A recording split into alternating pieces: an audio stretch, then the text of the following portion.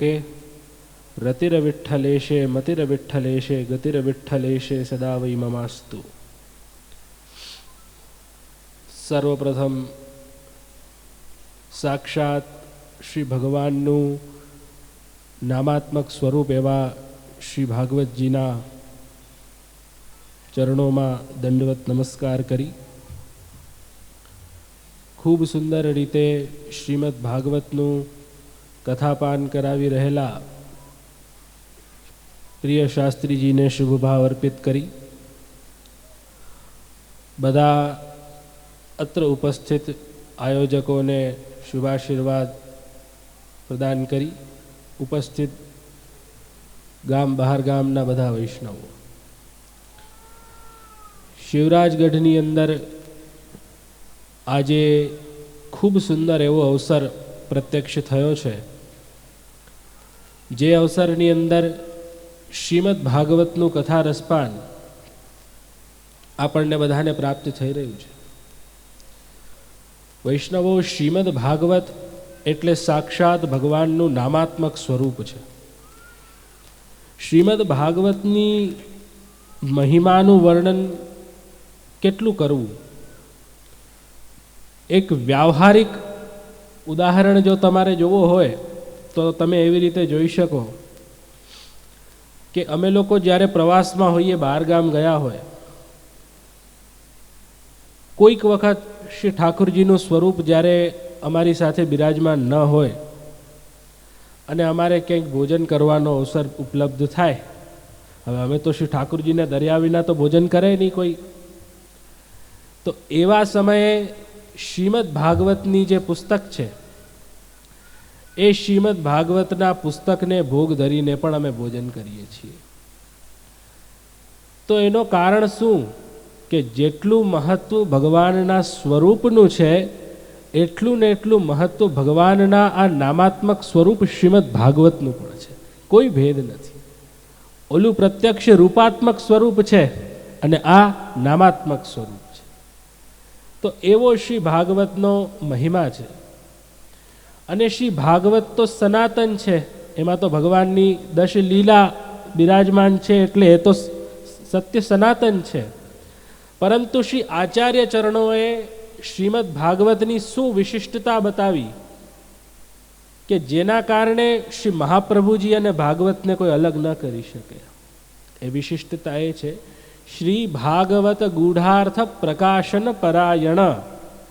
આચાર્ય ચરણ કેવા છે તો શ્રીમદ ભાગવતમાં રહેલો જે ગૂઢ અર્થ, ભાગવતનો અર્થ તો ઘણા કરી શકે, ભાગવતનો અર્થ તો જે શાસ્ત્ર જાણકાર હોય એ પંક્તિ બેસાડીને એનો અર્થ કરી શકે, પરંતુ એ ભાગવતમાં રહેલો જે ગૂઢાર્થ છે, જે વસ્તુતઃ સમાધિ ભાષા છે વ્યાસજીની, એટલા માટે જ વેદાહ કૃષ્ણ વાક્યાની વ્યાસ સૂત્રાણી ચૈવહી સમાધિ ભાષા વ્યાસસ્ય. એ વ્યાસજીની જે સમાધિ ભાષા છે, જેમાં એમને સાક્ષાત તાદૃશતા પ્રાપ્ત થઈ હતી, સાક્ષાત ભગવદ આવેશ એમનામાં હતો, એવી અવસ્થામાં જે એમને વર્ણન કર્યું છે, એવો જો ગૂઢ અર્થ આપણને કોઈ સમજાવી શકે તો એવા કેવલ આપણા શ્રી આચાર્ય ચરણ છે. કારણ કે એમના સિવાય આચાર્ય ચરણ સ્વયં કહે છે, અર્થમ તસ્ય વિવેચિતુમ નહીં વિભુર વૈશ્વાનરાદ વાક્પતે રન્યસ્તત્ર વિધાય માનુષ તનુ મામ વ્યાસવત શ્રીપતે. કે જેમ વેદોનો અર્થ પ્રગટ કરવા માટે ભગવાન સાક્ષાત વ્યાસ રૂપે પ્રગટ થયા, એવી જ રીતે ભાગવતમાં રહેલો ગૂઢાર્થ પ્રગટ કરવા માટે સાક્ષાત ભગવાન મારા રૂપે પ્રગટ થયા છે. આ શ્રી આચાર્ય ચરણની વાણી. અને શ્રીમદ ભાગવતના આધારે જ આપણી આખો સેવા પ્રકાર છે, એ આખો શ્રીમદ ભાગવતની અંદર, કારણ કે ભગવાન જે છે એ શાસ્ત્રિક ગમ્ય છે. ભગવાનને કેમ જાણી શકાય? ભગવાન કેવા છે તો ભગવાન શાસ્ત્રિક ગમ્ય છે. ભાગવત શાસ્ત્રમાં વર્ણવેલી ભગવાનની લીલાનું શ્રવણ કરીને જ ભગવાનને જાણી શકાય. તો આપણે ત્યાં મંગલાથી લઈ અને શેન સુધીનો જે સેવાક્રમ છે, પ્રાતર આરભ્ય મધ્યાન્વધી ચૈવાપરાણ કે તત્ત લીલાનું ભાવે ન ભજે સ્વગુરુ સંમતામ. તો મંગલાથી લઈને શયન પર્યંતની જે શ્રી ઠાકુરજીની સેવા છે એ શ્રીમદ ભાગવતમાં ઉલ્લેખિત ભગવદ લીલાના આધારે જ છે.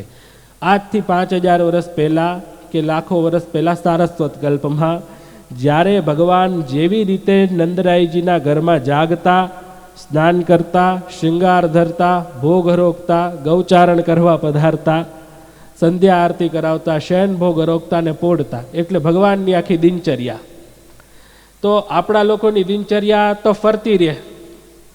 કોકવાર 20-25 વર્ષનો હોય તો કદાચ એના ટાઈમિંગ, એની દિનચર્યા નોખી હોય. પછી 50 વર્ષનો થાય તો એની દિનચર્યા વધારે નોખી થઈ જાય. 75 વર્ષનો થાય તો એનાથી નોખી થઈ જાય. અર્થાત જીવનના ક્રમાનુસાર આપણી દિનચર્યા, આપણું ખાનપાન, આપણું રહેન સહેન, આપણી બોલીચાલી બધું ફરતું રહે છે. પરિવર્તનનું નામ જ જીવન છે. પરંતુ ભગવાન જે છે એ વસ્તુતઃ સાક્ષાત પોતાના સ્વરૂપમાં સ્થિત રહેનારા છે. એટલે ભગવાનની દિનચર્યા કોઈ દિવસ ફરતી નથી. એટલા માટે જે સેવાક્રમ, સેવા રીત પ્રીત વ્રજ જનકી જનહિત જગ પ્રગટાઈ, તો આચાર્ય ચરણે એ જ વ્રજભક્તોની સેવા રીત, જે રીતે નંદ ભવનમાં ઠાકુરજી જાગતા, આજે આપણા ઘરમાં પુષ્ટિમાર્ગમાં એ જ રીતે ઠાકુરજી જાગે છે. જે રીતે શૃંગાર ધરતા એ જ શૃંગાર ધરે છે. જે સામગ્રી અરોગતા એ જ સામગ્રી અરોગે છે. અર્થાત ઠાકુરજીની દિનચર્યામાં કોઈ પણ પ્રકારનો અંતર આવ્યો નથી. એટલા માટે આ શ્રીમદ ભાગવત એ આ વ્રજભક્તોના મૂળ ભાવને પ્રગટ કરનારો આ ભાગવત શાસ્ત્ર છે. કે આજે તમે વિચાર કરો તો કેટલું મહાત્મ્ય વ્રજ ગોપિકાઓનું. તેનાથી શ્રુતિ ગણા નોપાસિત મહત્તમા, કેવલે નહીં ભાવે ન ગોપ્યો ગાવો નગા મૃગા. ભગવાનની પ્રભુની પ્રભુતા સમજો કે એ વ્રજભક્તોએ ન તો વેદ ભણ્યા, ન પુરાણ ભણ્યા, ન કોઈ વ્રત કર્યા, ન ઉપવાસ કર્યા, તથાપિ ભગવાનનું આવું પરમ ફલ એમને કેવી રીતે પ્રાપ્ત થયું? કેવલે નહીં ભાવે ન ગોપ્યો ગાવો નગા મૃગા. કેવલ એમના હૃદયમાં રહેલા એ શુદ્ધ, નિસ્વાર્થ, નિષ્કપટ, નિશ્ચલ સ્નેહના કારણે જ ભગવાનની એવી પરમ કૃપા એના ઉપર થઈ. તો એવા લીલાઓનું દર્શન કરાવનારું જે શાસ્ત્ર છે એ શાસ્ત્ર આપણું શ્રીમદ ભાગવત છે. તો નિશ્ચિત શાસ્ત્રીજી ખૂબ સુંદર રીતે તમને એ શ્રીમદ ભાગવતના દ્વાદશ સ્કંદ અને વિશેષ કરીને દશમ સ્કંદ જે ભગવાનનું હૃદય છે, શ્રીનાથજીનું હૃદય એ દશમ સ્કંદ છે. કારણ કે એમાં ભગવાનની સકલ ફલાત્મક લીલાઓ વિદ્યમાન છે. એ નિશ્ચિત રૂપમાં એ દશમ સ્કંદનું વિશેષ તમને બધાને જ્ઞાન કરાવશે. અને આ ભાગવત કથાનો મૂળ પ્રયોજન આપણી ભાવ વૃદ્ધિ જ છે. કે કોઈ પણ જગ્યાએ આપણે હોઈએ, આપણા ભાવમાં અભિવૃદ્ધિ થાય, શ્રી ઠાકુરજીની અસાધારણ કૃપા આપણને પ્રાપ્ત થાય. તો એવા જ હેતુથી તમે બધા શ્રવણ કરજો. આપ શ્રવણ કરાવશે શાસ્ત્રીજી બધી લીલાઓનું. અને તમે જે છે શ્રવણ કરજો દૈન્યતાથી, શ્રદ્ધાથી અને જિજ્ઞાસાથી અને તત્પરતાથી. જો આ 4 વસ્તુ આપણી અંદર હોય તો ભગવદ્ લીલાનો જે વાસ્તવિક સ્વરૂપ છે એ આપણા હૃદયમાં સ્થાપિત થઈ શકે. બાકી આપ બધા વૈષ્ણવો ખૂબ ભાવ રાખીને, ખૂબ ઉત્સાહ રાખીને આ કાર્યક્રમમાં જોડાયા છો. તો બધા આયોજકોને પણ અમે અમારા શુભભાવ અર્પિત કરીએ છીએ. શ્રી ઠાકુરજી આવા નવા વધારતા રહીએ એટલી અહીંયા શુભકામના પાઠવી અને શ્રીમદ ભાગવતજીના યુગ્મ ચરણ કમલોમાં પ્રણામ કરીને વિરામ.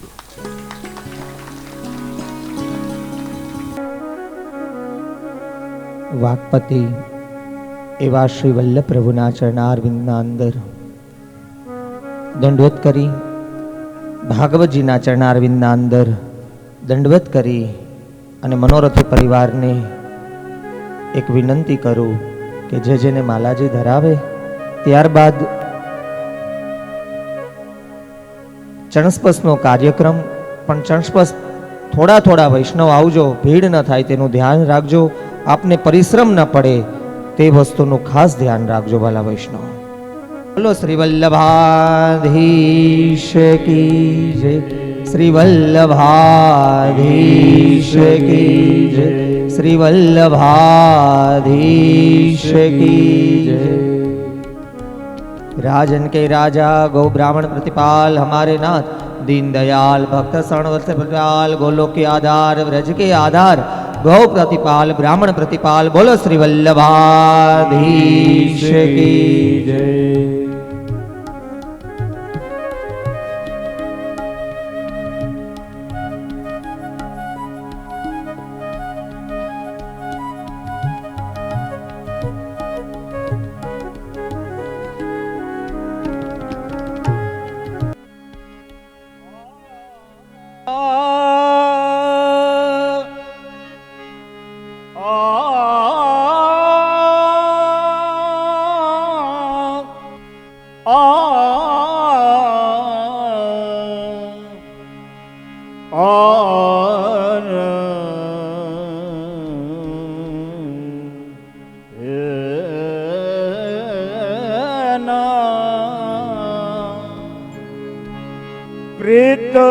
પ્રીતવદી શ્રી વલ્લભ પદ સો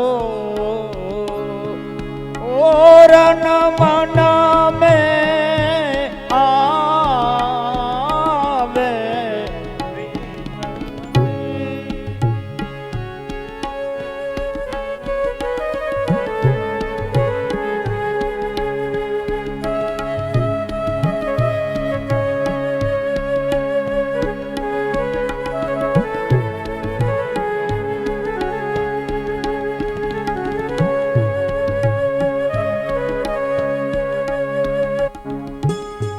पढ़ पुराण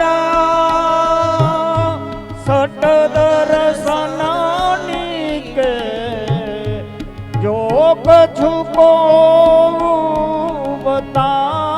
बतावे प्रीत બંધી શ્રી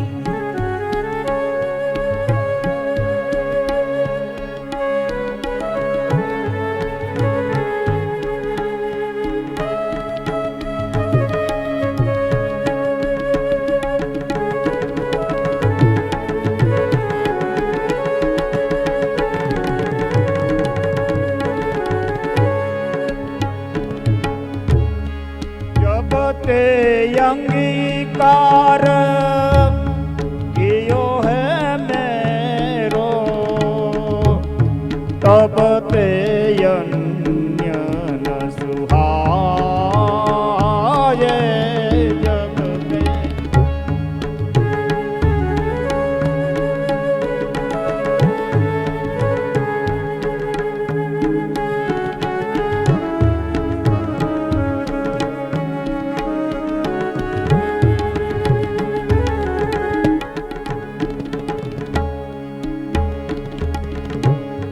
पाय महारस कोन मुठ माती चित चित चित न भटकावे प्रेतवदी श्री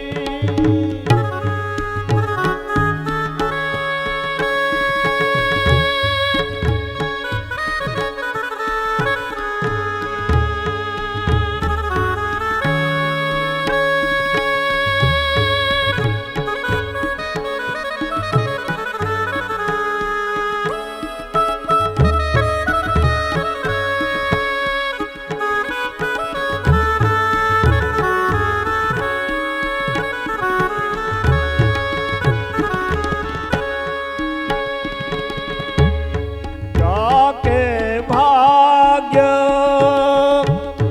फलया कली में शरण सोई जन आये जाके भाग्य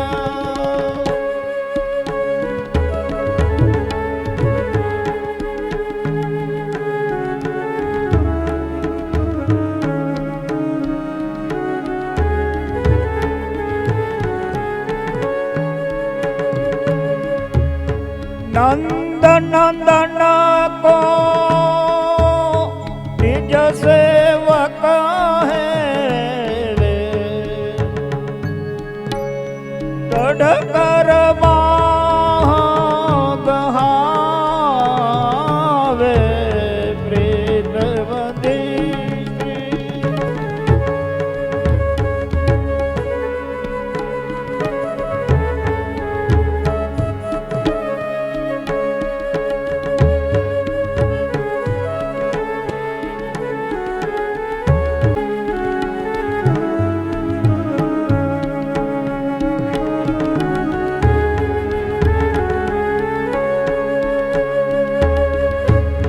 रसिक सदा फल रूप जा કે લેવું ચંગાવું રાવે વેદ મને